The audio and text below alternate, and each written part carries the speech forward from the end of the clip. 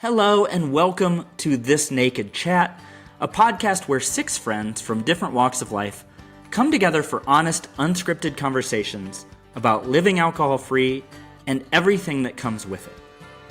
We all met at a live event hosted by Annie Grace of This Naked Mind in March of 2024. What started as a mastermind group with the six of us and Annie turned into some really deep friendships, filled with connection, tough conversations, and a lot of laughter. And after a year of growing and learning together, we realized that these conversations might help more than just us. So here we are, no scripts, just real talk. We are incredibly grateful to Annie and This Naked Mind for helping us get this off the ground and for the impact that her work has had on each of our lives. I am Brian, and I am joined by Kori, Agnes, Judi, Jenie, and Sammie. Let's dive in. Here's the hat. I'm going to just read this without reading it myself first. Ready? Compassion versus boundaries versus enmeshment. How do we define differentiation for ourselves? Wow. I think this might have been a Kori one. So who wants to define? Let's define compassion. Who had a good one? Sammie and Judi, you guys. Well, compassion is, because people kind of get it confused with empathy, don't they? And it's like just being able to understand that people are in pain, but not be in it with them, but just like holding the space to allow them to be where they are. Where would empathy come in against that? Empathy's more about kind of being more involved in where they're at, you know? Okay. So that you can empathize, because quite often you've had that experience, or so I think it's more entwined with what's actually going on for them. Whereas compassion is that sort of step back. That you feel it, but you don't hold it on yourself? Yeah. Okay. Versus boundaries, which I would think is just the ability to do that. Like that seems to be the difference between, and I guess enmeshment is the other side of it. So compassion, enmeshment sit out here. Boundaries seems to be like in the middle, right? Of like, is that right? I can pull up a definition of enmeshment. No, if you have boundaries, you do not enmesh in someone else. Right. Enmeshment is becoming boundary-less. Okay. And I think in like the language of the 70s, with which some of our audience might be familiar, I would equate enmeshment with what we used to call codependency, which, as I have recently learned, apparently we now call co-addiction. So that is another aspect of enmeshment. I mean, it's obviously a big umbrella, but that codependency language might be familiar to some of us of a certain age. Okay, so compassion versus boundaries versus enmeshment. How do we define differentiation for ourselves? I didn't write this. I think this might have been Kori's, but does anyone have thoughts on it? I was just going to say, so I'm kind of doing the whole differentiation fusion piece. I personally recognised that I was very much in fusion when the relationship with my son, just wanting to keep him safe and make sure he was okay, but actually being overbearing and controlling and trying to be too much involved and not allowing him his journey, you know, just having that step back to allow him to do whatever he does and just be there as and when needed.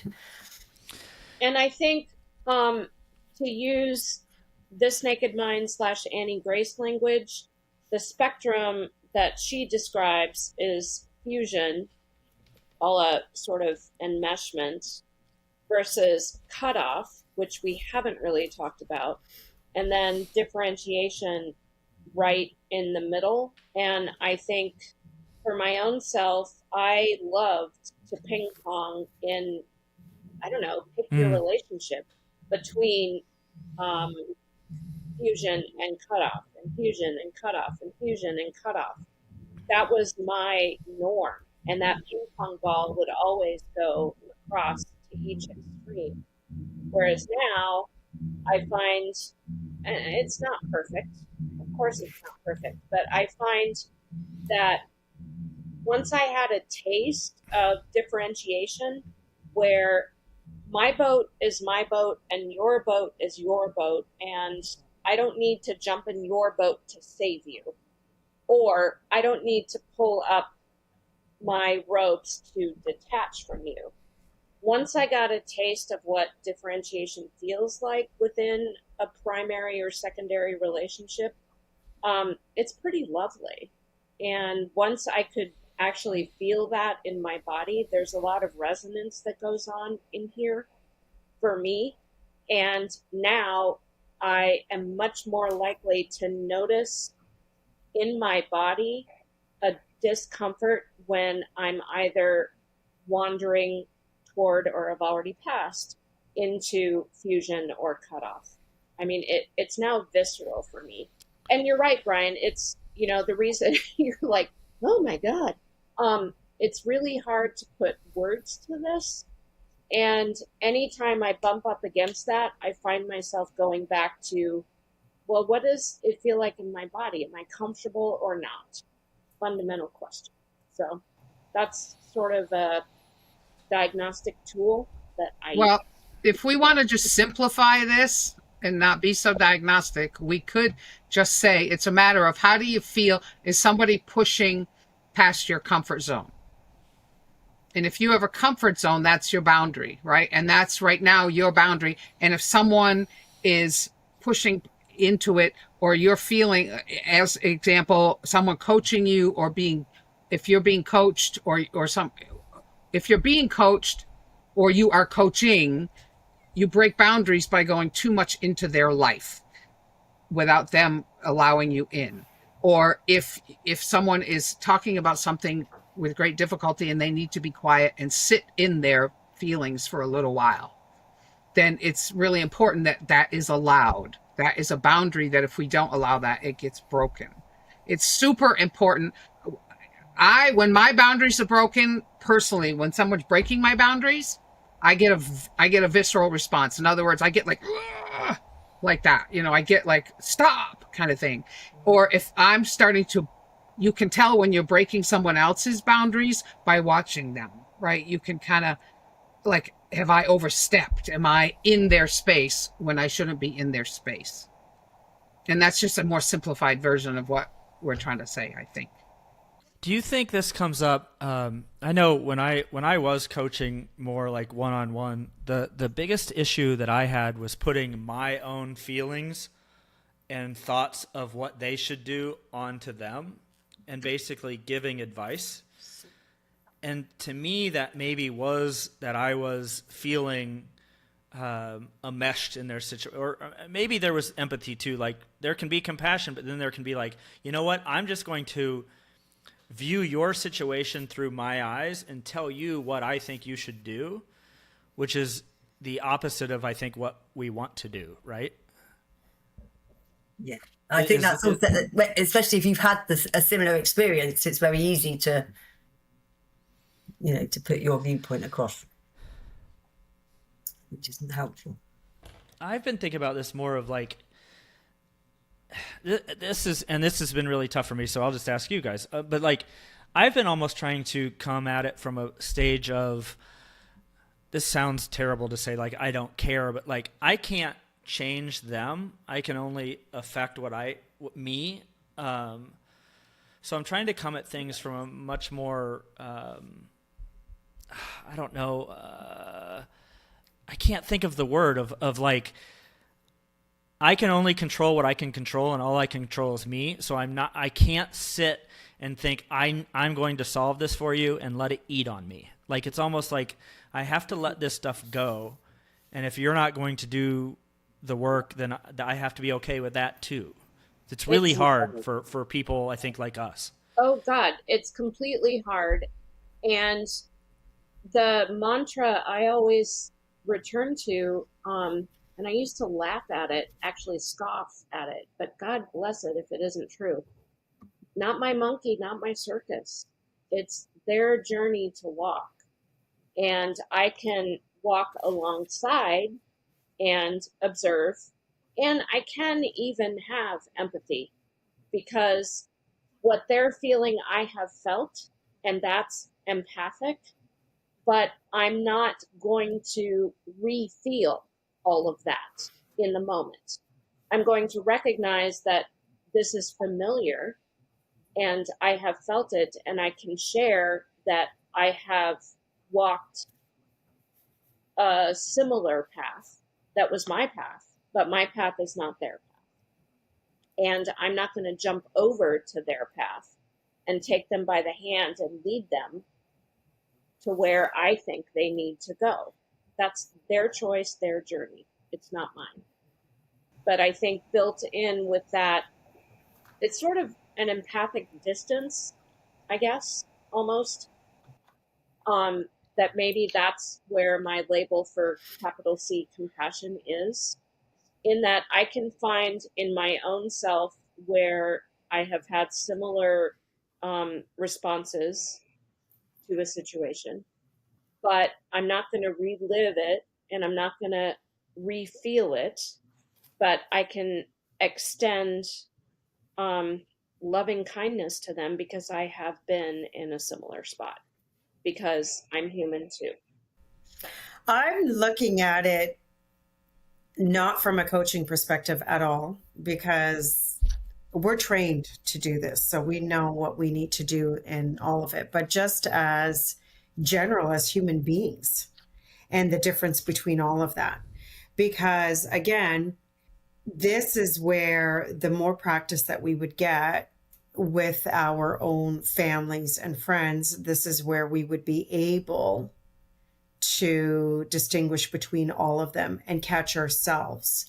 Because sometimes we may be oversharing with a friend or a family member, and it could be too much for them, but they may not know that it's too much for them. So they won't even say anything. So now boundaries are being broken, or again, it's that whole fusion. So I'm just looking at it as, if people understood that there is a difference and it's okay to have different opinions. That doesn't mean that the relationship isn't right. That doesn't mean that the friendship, like none of it doesn't mean there's something wrong with it. But as human beings, we are brought up that, we have to be in connection. We have to be with people. So this is where it's like learning how to be with people that are all different and everyone's okay with that, opposed to finding people who are just like you. And that's what we gravitate towards. So, it's again, everyone thinks the same. Everyone does the same, because again, that becomes comfortable. Whereas it's okay to be a part of all these other types of groups, and you learn to be uncomfortable with it, and you learn what it feels like when you are crossing somebody else's boundary, or yours is being crossed. And it's okay to say, okay, you know what, that's a little bit too much. You know what, I'm not looking for that right now, without having that fear come up, because then that's where fear takes over. Having that fear come up like, oh my God, I did something. And then you fall into the spiral, or you think, oh my God, this friendship isn't good to me, or you start avoidance starts. So all these other negative things happen with all relationships. So again, it's communication. It's learning that there are differences, and it's okay for all the differences. And that if it's taught at home, then that's where it's just going to continue going. And then it will go into the friendships, and it'll go into the workplaces. It'll go into everything.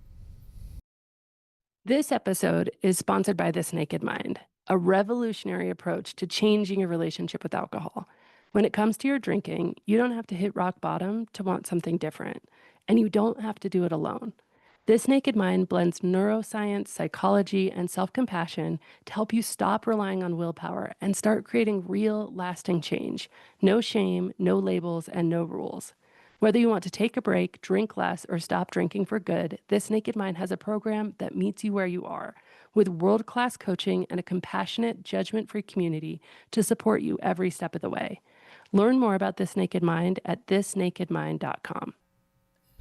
People, myself included, have purposely avoided groups that are not like me. You know what I mean?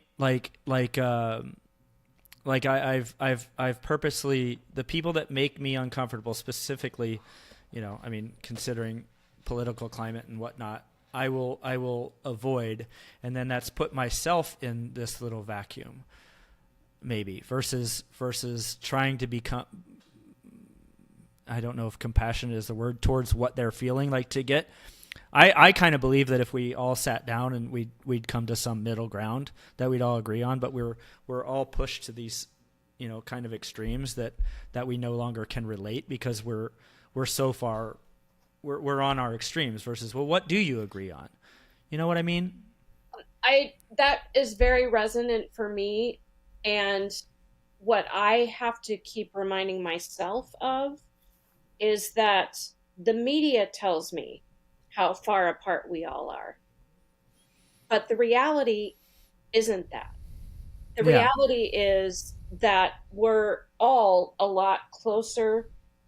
And I'm in that position right there with you, Brian. I live in an exceedingly small town. And so folks, their politics are pretty apparent and well known. And I have been a bit insular more than I would like. And even for me, part of the reason I chose to play pickleball all of a sudden is that I know there are people within that community that have very opposing political beliefs to my own. And part of the reason I did this was to test out my own belief that what the wider world is telling me is true about humanity in the United States is really not. And to my great surprise, I have found that to be the case. Yeah. That we really are. And it's not like politics comes up all that often in pickleball, but every now and then there is something that has just happened on that day that people are talking about. And what's been so delightful is that in this small segment of humanity, in my little corner at the end of the earth, people do engage and they do talk, and they're not ever really screaming at each other. Of course, they have a pickleball racket in their hand, so there is that. But it's been really delightful and has reinforced for me getting out of my own way and away from my discomfort that I have, that I don't want to mix with them because they're different than me. And yeah, so I don't know. That may not be entirely relevant to what you were bringing up, but it resonated with me because it just happened on the other night when I played pickleball, and it was a fabulous conversation. It was lovely. No, I think that's exactly what I've got is I'm like, I guess I can notice my lack of compassion when I immediately judge someone for what they said, right? So like, I see it on the golf course. Like if someone says something that lets me believe that they are not on my team, then I will immediately make other judgments about them that are 100% incorrect after what I've learned, after, we get playing together, like you're saying, and I get to know them. I'm like, geez, we're really not, we agree on about everything. It's just some, I don't know where that came from, but that's what I'm noticing is if the more conversations we can have, maybe, I don't know, Judi and Sammie, you probably from your experiences and what you do see this more from, I don't know, maybe a client side or even pastoral side of how to kind of come together on these things. Well, I wonder if it's a matter of knowing yourself and what you truly believe, and even if you're not 100% confident in that, you know what you truly believe, but just as you have the right to believe what you believe, you also have the maturity to understand that others also have that right. Whether you agree with them or not, depending on, again, it takes two parties to have these conversations. Because if you have one party that is nowhere near self-identifying and they're really always on the defensive, it takes a whole lot of emotional energy, doesn't it, to sit and say, oh, well, here's how I feel. And the other person didn't even hear what you said because they weren't listening, because they were already had tapes running in their head what they were going to say next. So they had no idea what you just said. So how can they respond from what they'd said? Because they already have this defense thing. I'm going to tell you how it is. And we don't even know if they really believe it themselves, really. But it's the tape that they play, right? So while you can have your own, you also have to sometimes learn that, okay, I can only have this conversation so far because to keep us both intact. That you have to take the high road sometimes when other people are, you just want to pop them, but you have to, well, because it does get frustrating. Because that's differentiation. What you're describing. Well, I know, but what I'm saying is you just have to let somebody else talk and let somebody else say their piece and listen. And then, I mean, I really try, especially in sessions, to listen and then pause so that I make sure, A, they finished their thought, and B, it gives me a minute to think about what they said, and I'm not reacting to them. I've processed it and I'm responding because I've been really listening. And that's what I can do in session. And I really try to do that personally. But I think when we're in our personal hoods, that's a whole different set of emotions, right? If you've got if you're already mad at your spouse, or you're already mad at your friend, or you're already frustrated by a person, it takes a lot sometimes to just go, okay, back up. No, that's it's a two-way excellent. street, though. It's a two-way street, and it has to be a two-way street of respect. That's excellent, because like even while we even on here talk, right, you can hear yourself saying, here's what I'm going to say next. The more that you can let go of that, almost in life, right, to be like, I'm going to wait until they actually finish, and then, like you said, I love that, like, pause and then form your thought and say it. That's so important. That's beautiful. I need to do more and more of that. Well, that's why they say family is the greatest gift, right? Because they're the ones who are going to teach us that. So the more we practice with them, the more that everyone practices, then the more that society altogether will have a better understanding. But it comes with, like you said, Judi, it's all understanding. That's where compassion comes from. Because if you could understand, if you can try, maybe not understand, but if you could truly try to understand, putting aside your thoughts and feelings, then that's where you show that compassion to somebody. It reminds me of that saying, I give up my need to be right so that I allow myself to be happy. You know, sometimes it's just because I think something doesn't mean I'm right. So it's just allowing other people's space, isn't it, for what they think. Yeah, and Annie uses both and, right? So we both can have a different opinion and we both could be right as well.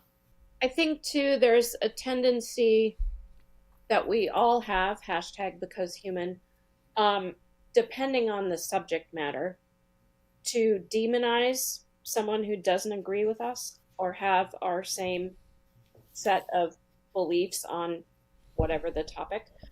Not true in every situation, obviously, but I think in my household, we both, my husband and I, have a tendency to do this, and although much better than we were 20 years ago, but our mantra is nobody is all good or all bad.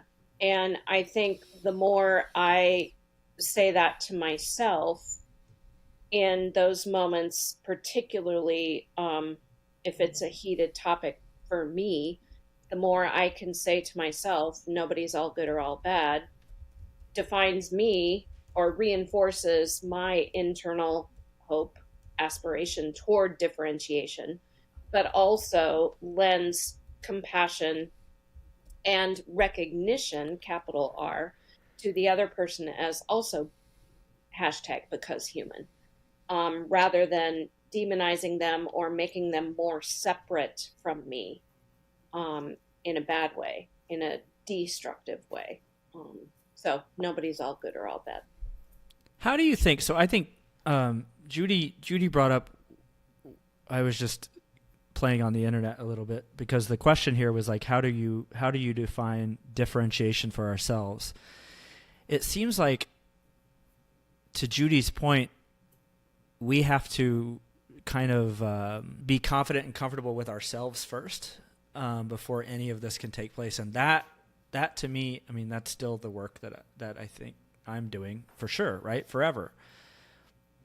But man, it does seem like a lot of the fighting that we see, or whenever I get caught up in a back and forth, it's that I've lost some sort of confidence in myself, and I'm probably arguing against someone who doesn't have the utmost confidence in themselves either, right?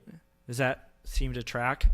That maybe that differentiation for myself, and where I've got, honestly, is where I've become much more maybe selfish about it, of like, and I said this earlier, of like, I'm not going to try to control anything that you're doing. You know, like I used to be very preachy specifically about like drinking, you know, quit drinking, it'll change your life. I've kind of let some of that go because I was so public about, hey, this was me, it'll work for you, that I felt it made me unhappy then because other people weren't changing, you know, and I'm like, well, wait, what if I just stop worrying about that and get more comfortable in my own skin of like, you know, hey, I don't drink. That's my thing, and it led to some other cool thing. It doesn't mean you have to. Whatever. It let off like some pressure almost. You know. That also sounds to me like self-judgment, right? Yeah. Because the more we judge ourselves, the more we're going to judge other people. And if we get confident in ourselves, we can say, well, I may not like this about myself, and I may not like that about myself, but I don't have to judge myself as being good or bad. I can just judge myself as, again, to the because human piece. But if we stop, sometimes the reason we have to put our stuff on other people or cut people off or judge them or whatever, sometimes it's because we're not comfortable in our own skin and we're super duper judging ourselves. And so are we trying to prove ourselves to them, or are we trying to prove ourselves to ourselves? Like, I know this, or you're an idiot. I almost just said potty words. No. But or I'm an idiot, or, you know, whatever. Because if I'm feeling insecure and I'm feeling like an idiot, then I'm going to challenge somebody else because I don't like feeling like an idiot. Yeah. So I'm going to, or does that make sense? For sure. Yeah, I think it comes back to that need to be right again, isn't it? You know, we just feel that we need to be right. So, and it's not the case, because how do you know who's right and who's not? Yeah, well, and that's where maybe there's that whole bullying that happens, right? Because again, if someone's not thinking or doing or saying or eating or whatever it is like I am, then I got to make sure that they are, to make me feel better, opposed to me being okay the other way around. Again, just accepting the understanding and acceptance of what is, I think, is huge, instead of constantly trying to change everybody to be like us.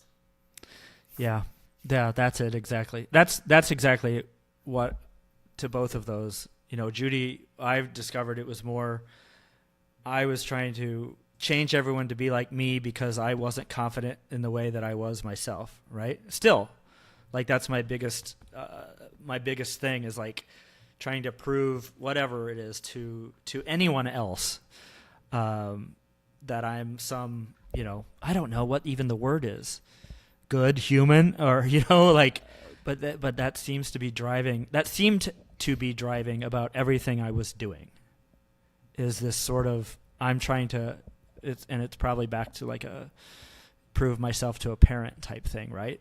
Of like, man, I don't know how to still build that confidence in yourself to be like you're enough type thing is what it seems like maybe. But boy, that seems to be a key to a lot of this, doesn't it? Well, it's learning how to have compassion for yourself. Yeah, that's probably and a good that's one too, where right? it starts, right? Because again, that's where it is. It's whatever it is, whatever we're projecting out is what we need inside more than anything else. Yeah.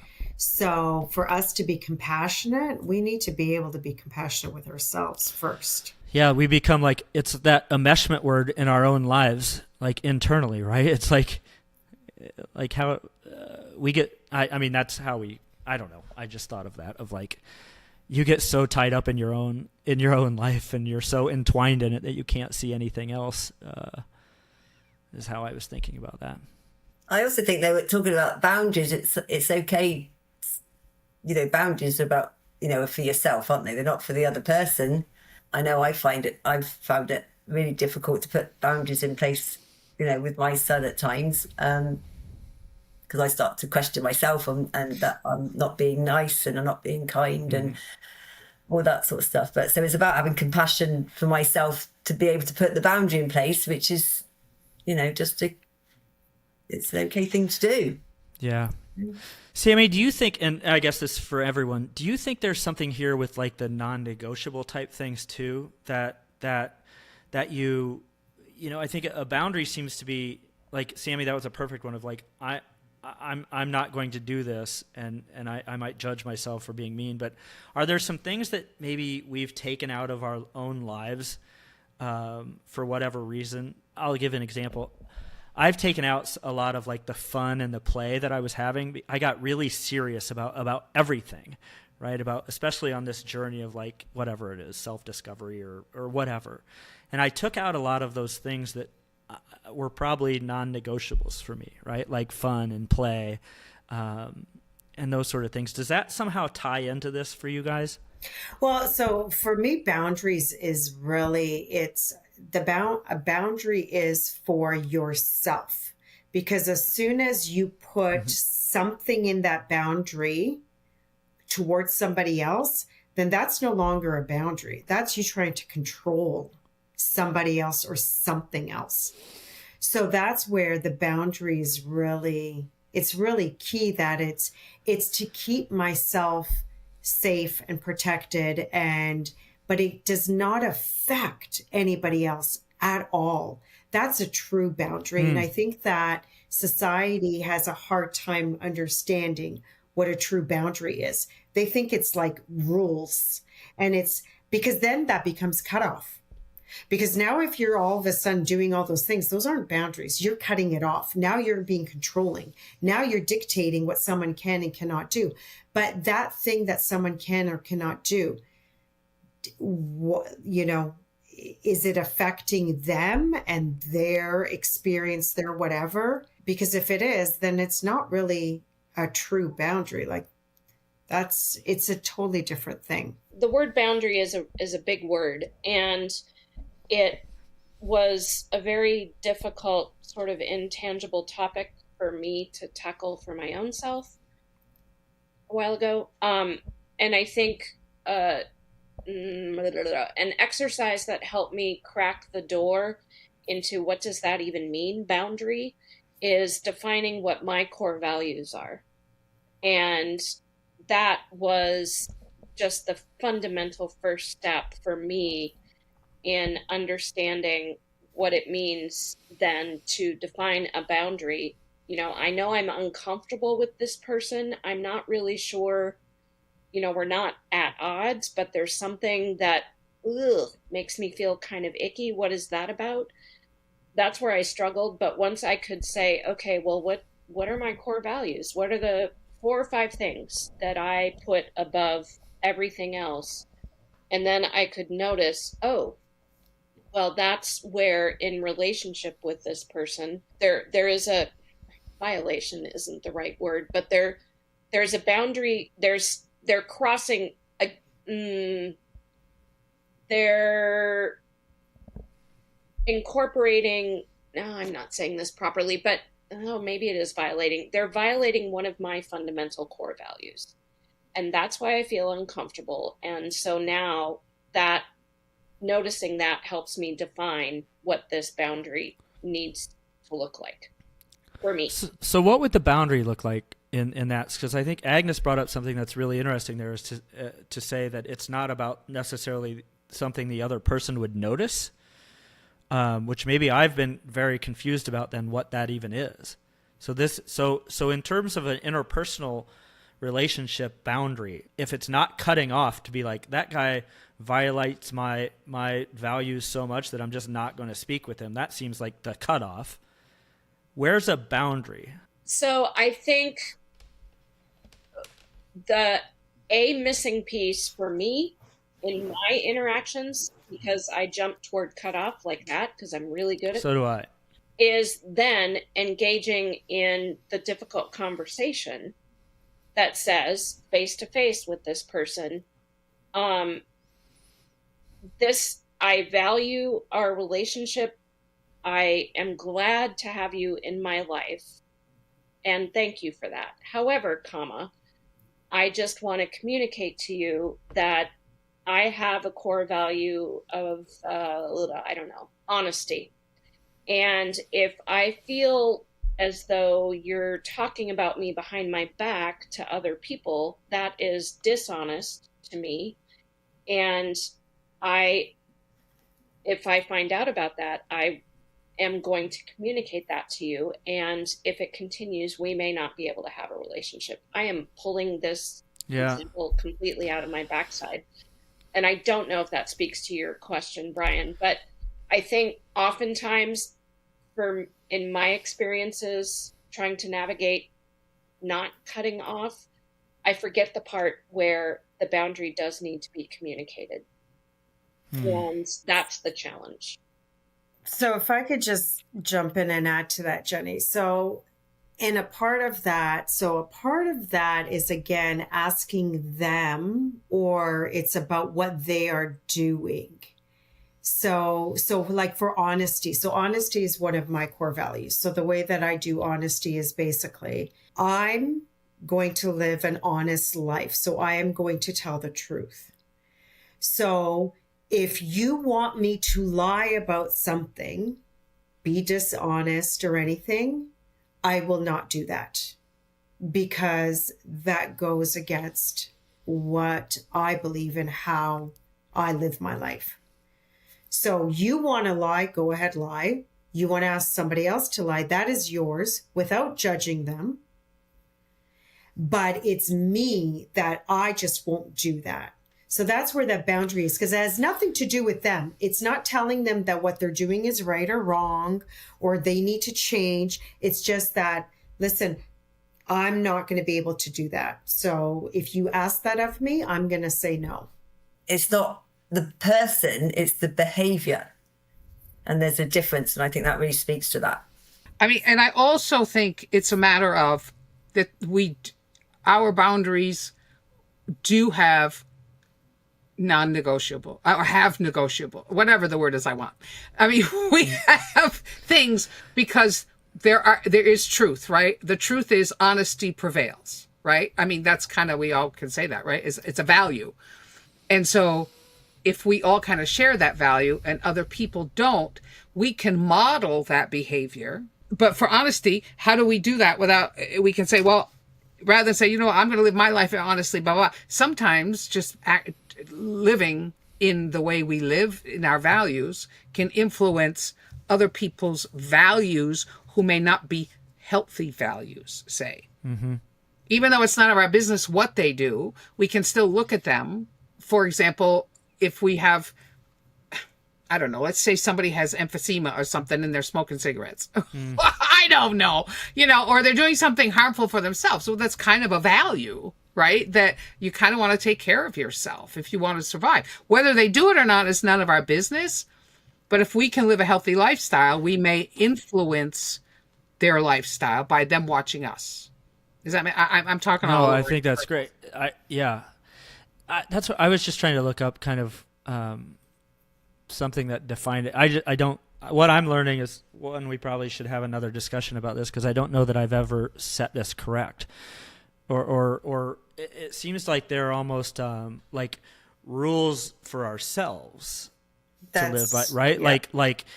Like not rules, maybe wrong word, but like some sort of a thing to help us guide to where, like, to the points earlier, is like, in order to even get to those core values or create boundaries or create non-negotiables, we have to really get to know ourselves first. And I guess we can adjust them as we go, right? But to even know, I mean, I guess we might know that we're an honest person, but I don't know that I could clearly define my values, which would to me mean that I couldn't have set any boundaries, and probably didn't.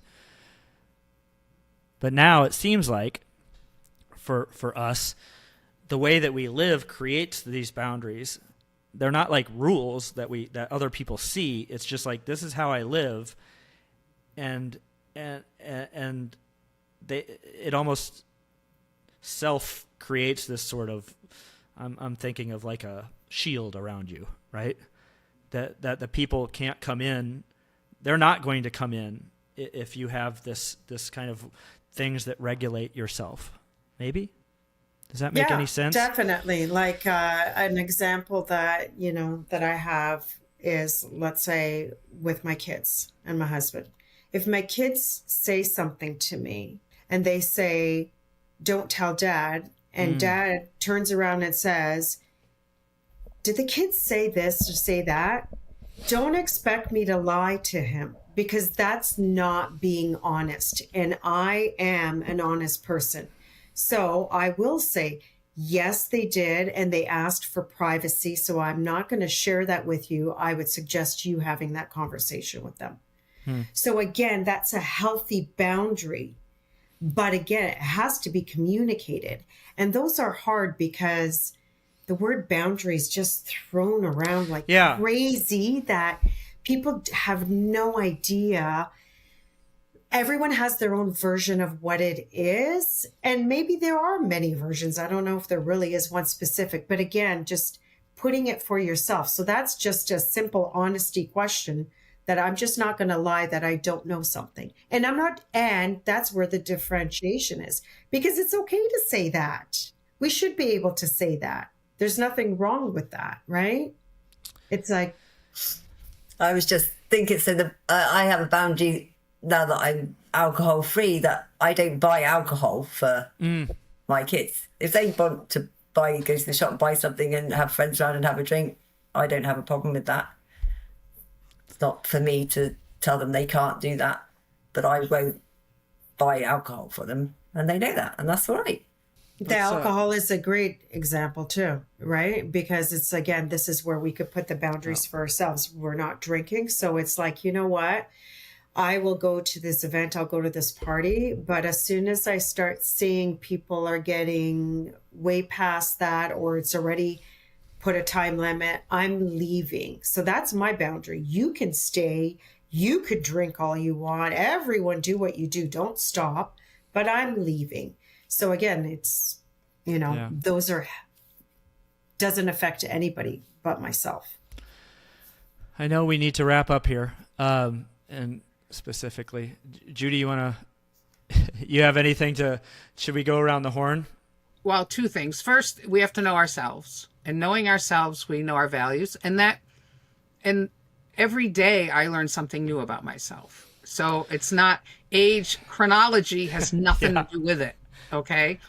It has nothing to do with it. And every day is a new lesson. And if you're really paying attention, even if you're not paying attention, sometimes you learn something without choice. Yeah. The first thing. And second thing is the whole bit, like with Agnes, leave the party, or with Sammie, I'm not buying you the alcohol. You're not preaching, you're not doing anything, but you're living a lifestyle that is, quote unquote, as we might value as healthier.